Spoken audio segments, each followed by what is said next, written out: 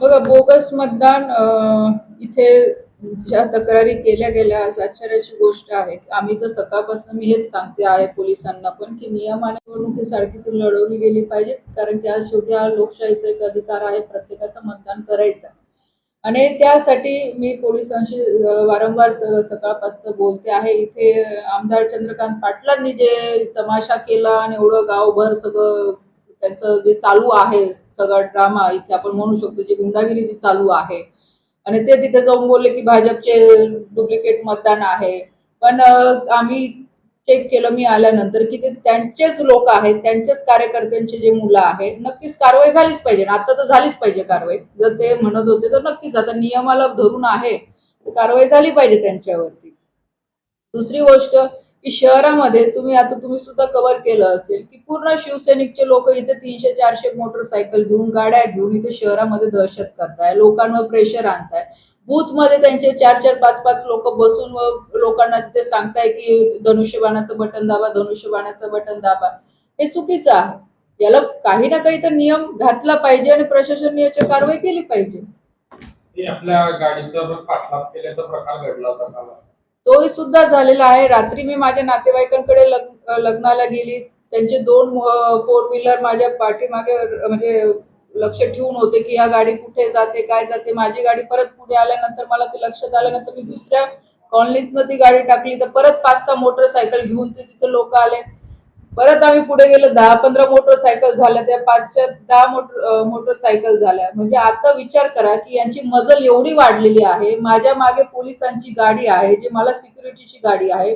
एवढं बघून सुद्धा यांची एवढी हिंमत होते आहे की माझ्या मागे हे पाठला करायला गाड्या लावतात. म्हणजे याचा विचार केला पाहिजे की जनता बिचारी कुठे याच्यात सुरक्षित राहणार आहे. आजच जनतेला त्यांनी दाखवून दिलेलं आहे, लोकांना मीडियाला दाखवून दिलेलं आहे की आमची दहशत आहे आणि ती दहशत राहणार.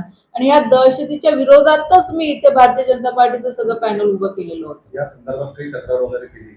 नक्कीच मी सीएम साहेबांना पण ह्या संदर्भात सांगितलेलं आहे. निवडणूक आयोग आहे, त्यांना पण आता हे व्हिडिओ वगैरे सगळे शेअर करते. आता ते किती स्वतःला दाखवायचा प्रयत्न करत असतील की नाही खडसेनं असं खडसे तसं, मला असं वाटतं की आता हे व्हिडिओ तर काही खोटे नसतील. त्यांच्याच गाड्या आहेत, तेच स्वतः गाडीत बसलेले आहेत. हा कोणता प्रकार आहे त्यांनी सिद्ध करावा.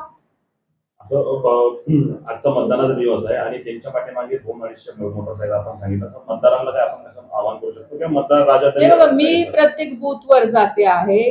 ठीक आहे, गेलं पाहिजे. तुम्ही आमदार आहे, नक्कीच तुमचा पण अधिकार आहे बूथवर जाण्याचा, पण त्याला पण काही पद्धत आहे. तुम्ही अशा पद्धतीने दादागिरी नाही लोकांवर करू शकत की इथे काही कोणतं रोड शो वगैरे करून तुम्हाला हे दाखवायचं नाही की इथं आमची सत्ता आहे ना, आम्ही होऊ द्या ना. जे मतदानात का तुम्हाला एवढी भीती वाटते, का तुम्ही लोकांवर प्रेशर टाकताय?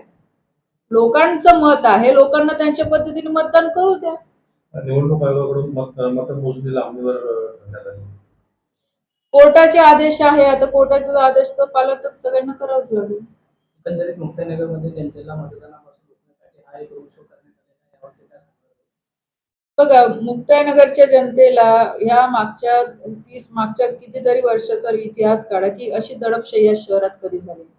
चंद्रकांत पाटलांना फक्त 5 वर्ष झाले, हे दुसरी टर्म चालू आहे. फक्त या दुसऱ्या टर्म मध्ये जर इतकं त्यांना हे आलं असेल, काय म्हणतात, आता मी तो शब्द वापरू नाही शकत, वापरायला नको, कारण मी सगळ्यांचं नेहमी रिस्पेक्ट करते.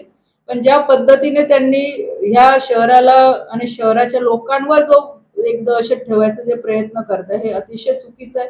आज मी जनतेसोबत उभी आहे आणि मला विश्वास आहे की जनता ह्या सगळ्या गोष्टीला या मतदानाच्या माध्यमातून उत्तर देईल. असंही म्हटलं जाते त्यांच्या रॅलीमध्ये जळगाववरनं काही गुंड वगैरे आहे, सगळीकडेच लोक आहेत. आज सगळे ग्रामीण भागातले लोक आहेत त्यांचे. आणि बघा ना तुम्ही कसे कसे लोक फिरतात. तुम्ही सोशल मीडियावर बघा, एवढे घाण कमेंट लिहितात. ही काही पद्धत आहे? काही शिस्त, काही संस्कार काही नावाची काही आहे की नाही? आचारसंहितेचा भंग वगैरे काही झालेलाच आहे. आचारसंहितेचा भंगच झालेला आहे ना. आचारसंहितेमध्ये हा कुठे नियम आहे की एवढे 400-500 लोकांची मोटरसायकल रॅली तुम्ही गल्लोगल्ली काढा, त्याच्यानंतर पक्षाच्या घोषणा द्या, त्याच्यानंतर बूथ मध्ये जाऊन तुम्ही त्या लोकांवर प्रेशर आणा. हे तर आचारसंहितेचा भंग केलेलाच आहे त्यांनी. आणि ऑन द रेकॉर्ड आहे, रेकॉर्ड आहे सगळे, त्याचे एव्हिडन्स आहे.